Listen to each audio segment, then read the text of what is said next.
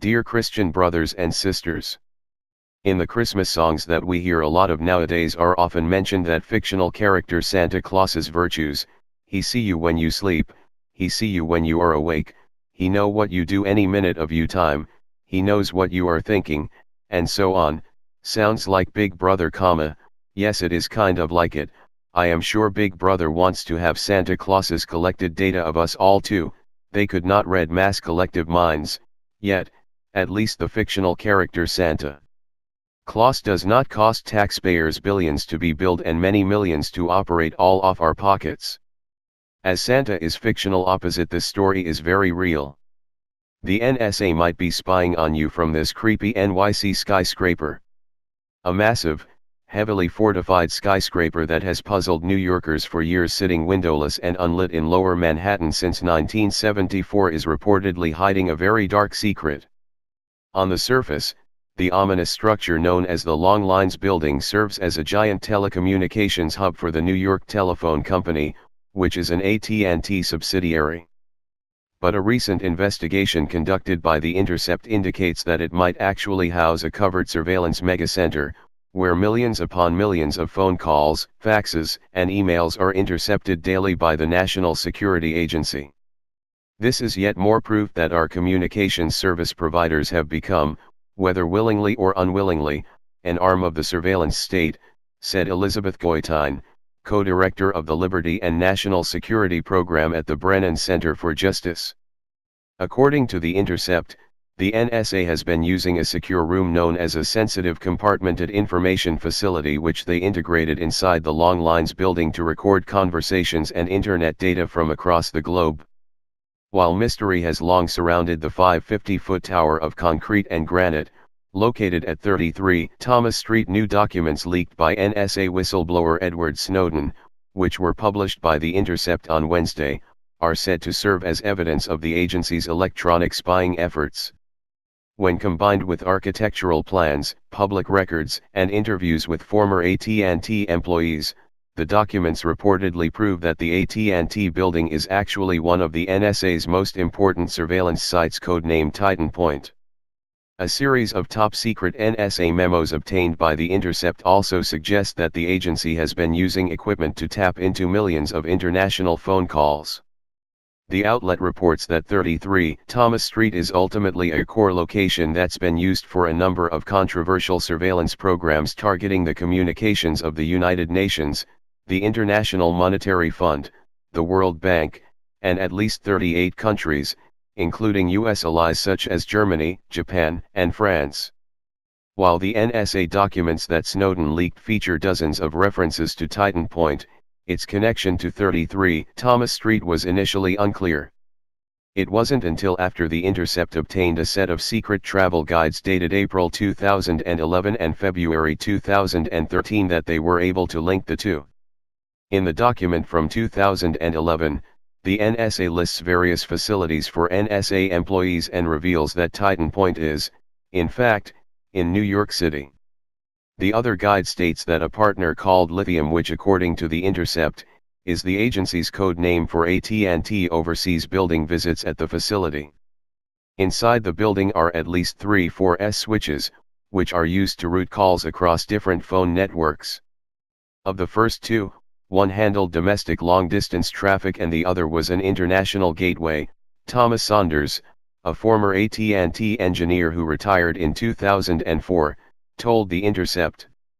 The Snowden documents also describe Titan Point as having access to foreign gateway switches, as well. In addition to monitoring phone calls, The Intercept reports that the facility also intercepts satellite communications as part of a surveillance program dubbed Skid Row. Many New Yorkers have probably spotted the numerous satellite dishes on the roof of the Long Lines building, which are believed to be used by the NSA. This is yet more proof that our communications service providers have become an arm of the surveillance state. After a series of surveillance operations targeting anti-Vietnam War activists, domestic terrorists and foreign radical suspects including Martin Luther King and Muhammad Ali led to tighter controls on intelligence gathering, the NSA implemented a new program called Blarney, which was first exposed by Snowden in 2013. According to The Intercept, NSA documents dated between 2012 and 2013 indicate that Titan Point served as one of Blarney's core sites and that equipment was being used at the 33 Thomas Street address to keep tabs on long-distance phone calls, faxes, internet voice calls, video conferencing, and other forms of internet communication. In one instance, an April 2012 memo showed that NSA engineers working under the Blarney program were tapping in on a line at the UN mission in New York. This directly led to the collection against the email address of the UN general leading the monitoring mission in Syria, the memo said. Such spying activities are totally unacceptable breaches of trust in international cooperation, Mogens Lichtoft, former president of the U.NS General Assembly, told The Intercept. According to the NSA documents, most of the cyber espionage going on at 33 Thomas Street involves tracking calls and other forms of communication as they come through at NT's international phone and data cables. The Skid Row program ultimately focuses on gathering digital network intelligence as it is sent between foreign satellites, The Intercept reports. This data is then handed over to Skyscraper, a mass surveillance system that is used by the NSA to track emails, online chats, passwords and even internet browsing histories. While the relationship between the NSA and AT&T has been widely known for quite some time, what's been going on inside the Long Lines building has never been officially revealed. During the day, the telecommunications center seems foreboding, yet harmless. There are no windows and no lights, making for an eerie scene once the sun goes down. The structure was constructed by John Carl Warnock, a prominent architect who had been ultimately tasked with designing a telephone exchange building for AT&T.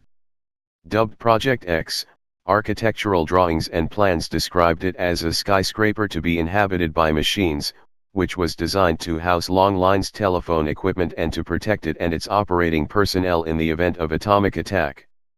The Cold War had been going on at the time, and since many feared an imminent nuclear strike on the US, the 29-floor building was fortified to withstand an atomic blast, according to The Intercept. It was also outfitted with enough food to last 1,500 people at least 2 weeks, should there be a disaster, and 250,000 gallons of gasoline to fuel power generators. In the event of a power failure, the building is supposed to be able to act as a self-contained city for at least 2 weeks, the plans said. After its construction, questions and rumors swirled for years about the enigmatic structure. According to a New York Times article from 1994, the Long Lines building served as AT&T's giant worldwide intelligent network and directed an average of 175 million phone calls each day. The company went on the defensive when asked about the belief that they were hiding an NSA surveillance hub right under the noses of New Yorkers.